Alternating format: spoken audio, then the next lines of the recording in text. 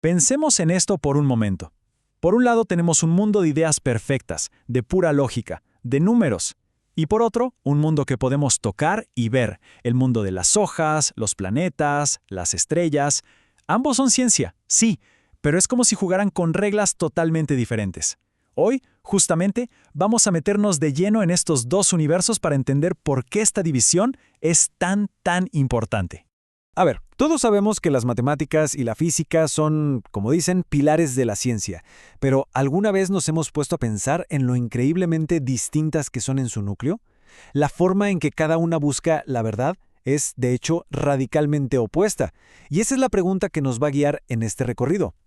Bien, para empezar a resolver este misterio, lo primero es entender algo clave. La ciencia no es una sola cosa, no es un bloque único. En realidad, se divide en dos grandes familias. Y aquí las tenemos. Por un lado están las ciencias formales, que viven en el mundo de lo abstracto, la lógica, las matemáticas. Por el otro, las ciencias fácticas, que se dedican a estudiar los hechos del mundo real. Ya los nombres nos dan una pista, ¿no? Pero es en sus diferencias donde está la clave para entenderlo todo. Como decíamos, estos dos mundos operan con manuales de instrucciones completamente distintos. Así que vamos a ver punto por punto cuáles son esas diferencias cruciales.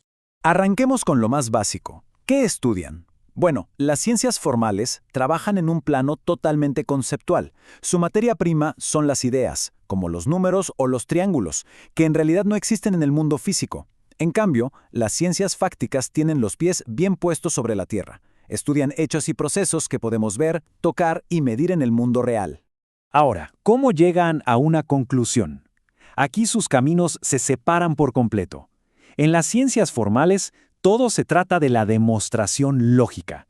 Pensemos en un teorema matemático. Su validez no depende de ningún experimento, para nada, solo de que los pasos lógicos sean correctos. Las ciencias fácticas, por otro lado, dependen de la verificación empírica.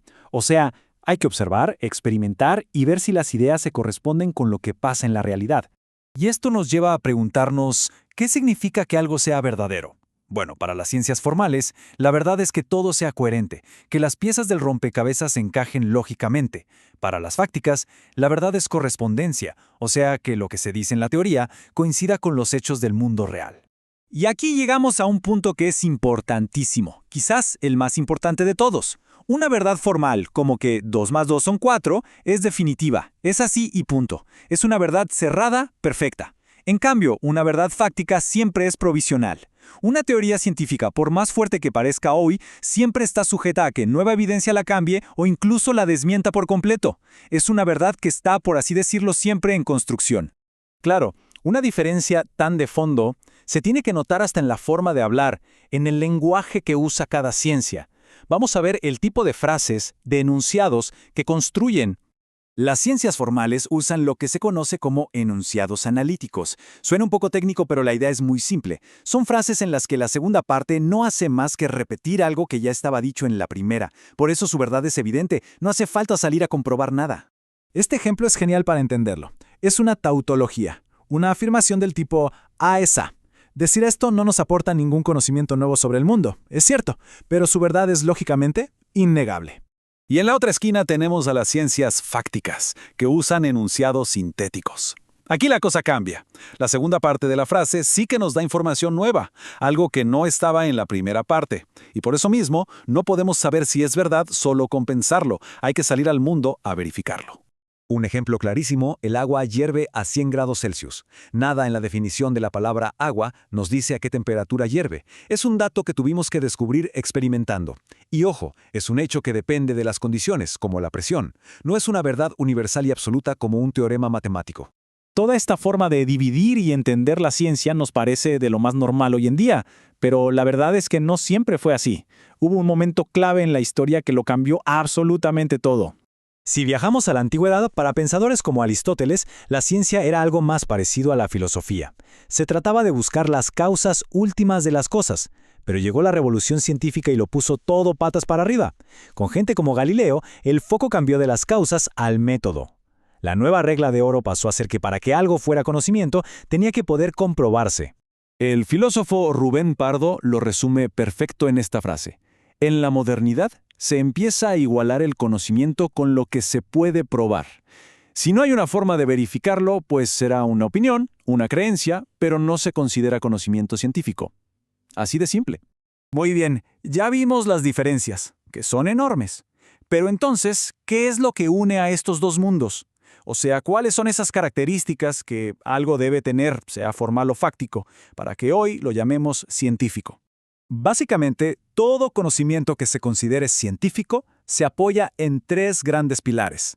El primero, la fundamentación. Cada afirmación tiene que estar justificada. El segundo, la sistematicidad. No son ideas sueltas, sino que forman parte de un sistema coherente. Y por último, el gran ideal, la objetividad. A ver, miremos de cerca la fundamentación.